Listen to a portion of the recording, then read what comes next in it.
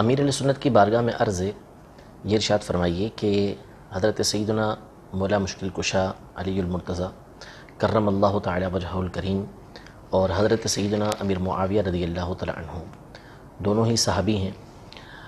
ان دونوں کا مقام و مرتبہ ہے، فضیلتیں ہیں۔ یہ ارشاد فرمائیں کہ ان دونوں میں فضیلت کس کو حاصل ہے، افضل کون ہے؟ حضرت سیدنا مولا مشکل کشا علی المرتضیٰ شیر خدا کرم اللہ تعالی وجہ الکریم حضرت سیدنا امیر معاویہ رضی اللہ تعالیٰ عنہ سے بہت زیادہ فضیلت رکھتے ہیں، بلکہ خاتون جنت بی بی فاطمہ زہرا رضی اللہ تعالیٰ عنہ اور حسنین کریمین رضی اللہ تعالیٰ عنہما یہ بھی سیدنا امیر معاویہ رضی اللہ تعالیٰ عنہ سے افضل ہیں۔ صحابہ کرام علیہم رضوان ان تمام کے حوالے سے ہمارا کیا عقیدہ ہونا چاہیے کہ یہ تمام کے تمام ان کی تعظیم و تکریم ہمارے لیے ضروری ہے؟ بہار شریعت جلد اول پیج نمبر 254 پر ہے، تمام صحابہ کرام اعلیٰ و ادنا اور ان میں کوئی ادنا نہیں، سب جنتی ہیں، وہ جہنم کی بھنک یعنی ہلکی سی آواز بھی نہ سنیں گے اور ہمیشہ اپنی من مانتی مرادوں میں رہیں گے۔ محشر کی وہ بڑی گھبراہٹ انہیں غمگین نہ کرے گی، فرشتے ان کا استقبال کریں گے کہ یہ ہے وہ دن جس کا تم سے وعدہ تھا۔ یہ سب مضمون قرآن عظیم کا ارشاد ہے۔ پھر آگے چل کر آپ نے یہ سورہ حدید کی آیت بھی ارشاد فرمائی ہے، کُلًّا وعد اللہ الحسنى، سب سے اللہ نے بھلائی کا وعدہ فرما لیا۔ یہ صحابہ کرام علیہ رضوان کے بعض، جیسے ہم عقیدہ تو یہی رکھتے ہیں کہ معصوم تو انبیاء کرام علیہ السلام ہیں یا فرشتے معصوم ہیں، آپس کے جن کے معاملات ہوئے مشاجرات صحابہ جس کو کہا جاتا ہے، اس میں اہل سنت کا کیا موقف ہے، کیا کرنا چاہیے ہمیں؟ بہار شریعت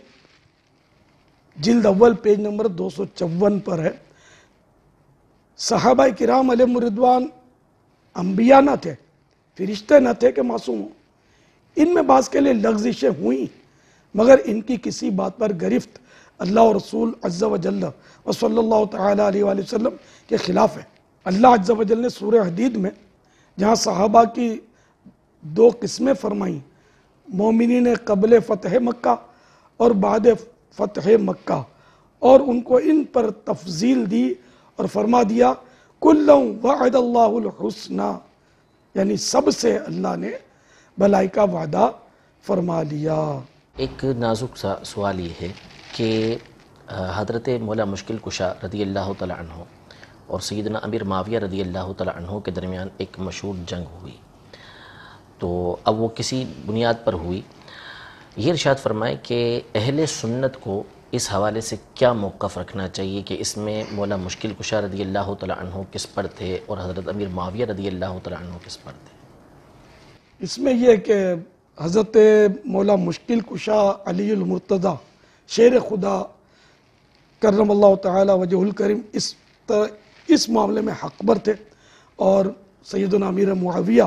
رضی اللہ تعالیٰ عنہ کی اجتہادی خطا تھی۔ یہی ہم اہل سنت کا موقف ہے۔ امیر علیہ سنت کی بارگاہ میں یہ عرض ہے کہ آپ نے جیسا کہ ابھی فرمایا کہ مولا مشکل کشا رضی اللہ تعالیٰ عنہ یہ حق پر تھے اور یقیناً وہ حق پر تھے اور یہی ہمارا موقف ہے، اس حضرت امیر معاویہ رضی اللہ تعالیٰ عنہ سے اس معاملے کے اندر اجتہادی خطا ہوئی، تو اب پچھلے دنوں آپ نے یوم امیر معاویہ رضی اللہ تعالیٰ عنہ منایا، ہم تو یوم امیر معاویہ رضی اللہ تعالیٰ عنہ کے حوالے سے اس دن کو منایا، جلوس بھی نکالا، تو اس میں آپ نے ایک نعرہ لگایا، بے گناہ بے خطا معاویہ معاویہ۔